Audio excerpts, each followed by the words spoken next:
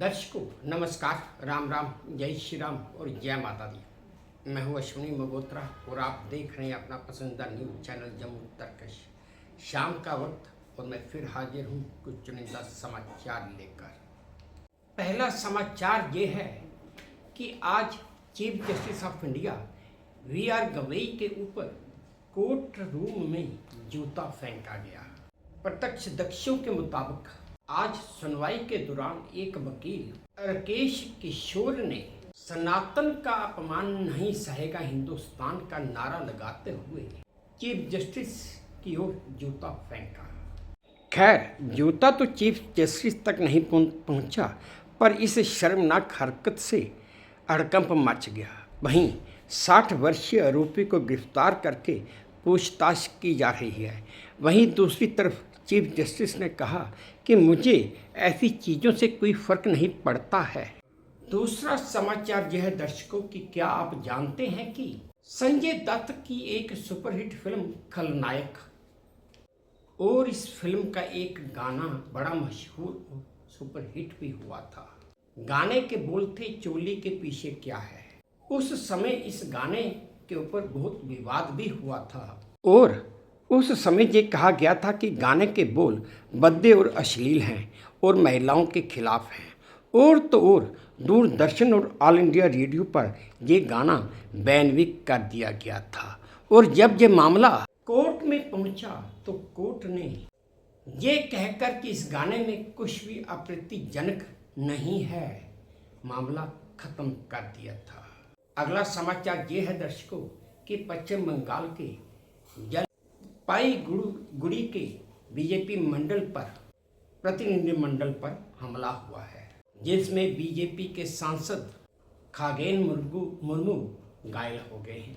वहीं बीजेपी के IT cell के प्रमुख अमित मालवीय ने एक्स पर लिखा कि पश्चिम बंगाल में टीएमसी का जंगल राज चल रहा है।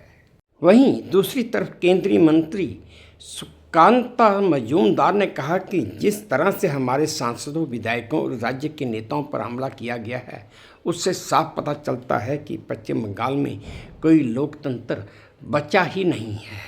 हर तरफ टीएमसी का जंगल राज ही चल रहा है। दर्शकों, आप ये वीडियो देखिए जो मुझे वीडियो न्यूज़ के सौजन्य से प्राप्त हुआ है।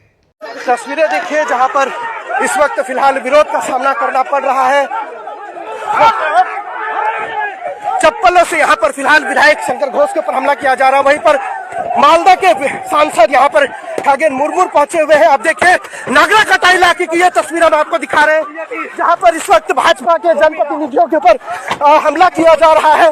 नागराकरण में जो घटना घटी, सांसद खगेन मुर्मू और शंकर घोष, देखिए जिस तरीके से हमारे सांसद, विधायक और राज्य के नेताओं के ऊपर हमला हुआ है, ये दर्शाता है कि पश्चिम बंगाल में डेमोक्रेसी नाम की कोई चीज नहीं रही।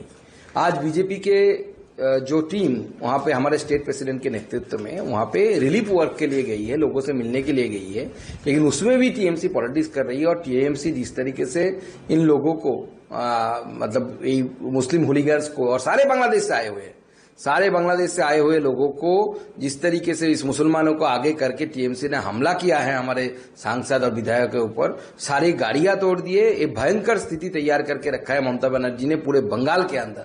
मुसलमानों को बांग्लादेश से लाकर यहाँ पे बैठाकर, रोहिंग्या को बांग्लादेश से लाकर यहाँ पे बैठाकर ममता बनर्जी ने ऐसी स्थिति तैयार करके रखी है। अब सीएम वहां पे पहुंचने के तुरंत बाद ही ऐसा घटना घटी है। देखिए पूरी तरीके से प्लान करके किया गया है, ऐसा मुझे लगता है, क्योंकि सीएम का भी इसमें उनका भी जानकारी है। मुझे ऐसा लगता है सीएम की जानकारी बिना इतना बड़ा हमला नहीं हो सकता। ऐसे क्यों कर रहा है टीएमसी पॉलिटिकली पूरी तरीके से बैंकक्रप्ट हो चुकी है और हमारे पीछे चली गई है उत्तर बंगाल में। विशेषतः पिछले इलेक्शन में भी उनको सीट नहीं मिला और इतने लोग मारे जाने के बाद ममता बनर्जी वहां पे डांस कर रही थी कलकत्ता में, तो उससे उत्तर बंगाल के लोग खफा है और ममता बनर्जी को मालूम है कि उत्तर बंगाल के लोग उन पे खफा है। लेकिन आज खगेन मुर्मू के ऊपर इस तरीके के हमला करके ममता बनर्जी उससे डाइवर्ट करने की कोशिश कर रही है दृष्टि।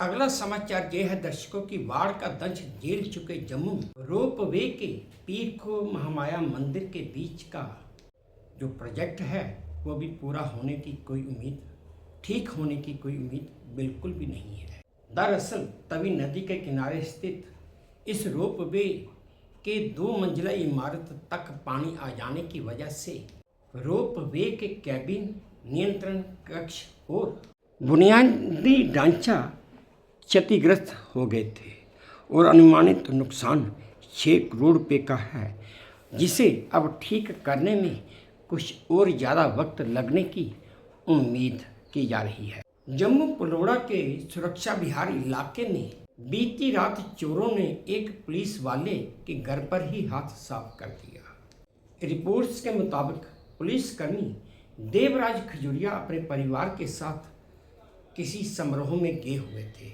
और जब अगले दिन सुबह वो वापस आए तो वापस आकर उन्होंने इस घटना के बारे में, चोरी के बारे में पता चला और देखने के बाद रिपोर्ट्स के मुताबिक इतना पता चल पाया है कि घर से लाखों रुपए के सोने की जेवरात और करीब 30,000 रुपया जो नकद रखा था वो चोर उड़ा कर ले गए हैं।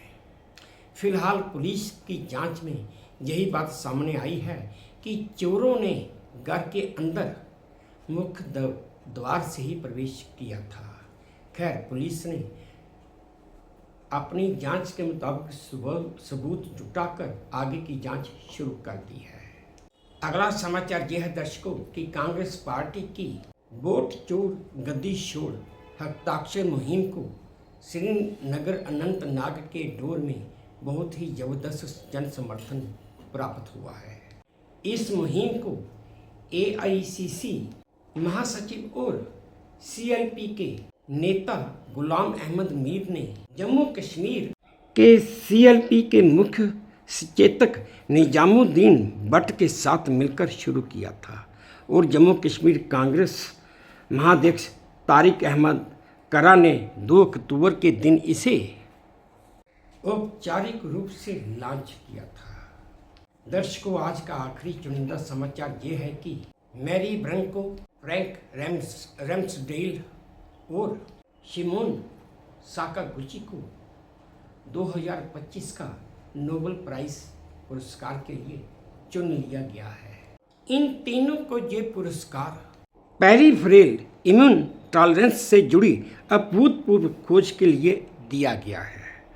और तो दर्शकों, मैं आपको ये भी बता दूं, इनमें सिर्फ शिमोन साकागुची जो कि जापान से हैं और बाकी दोनों ये पुरस्कार पाने वाले अमेरिका के स्थायी निवासी हैं।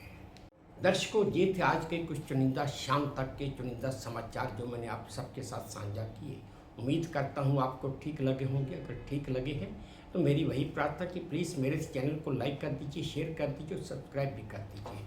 और हाँ, अपने कमेंट्स मेरे कमेंट बॉक्स में ज़रूर डालिए ताकि मैं उन्हें भी ध्यान से पढ़ सकूँ। बस अब इसी उम्मीद के साथ आप सबसे विदा लेता हूँ कि आप अपना भी ध्यान रखेंगे, अपने देश का भी ध्यान रखेंगे। जय भारत, तो धन्यवाद।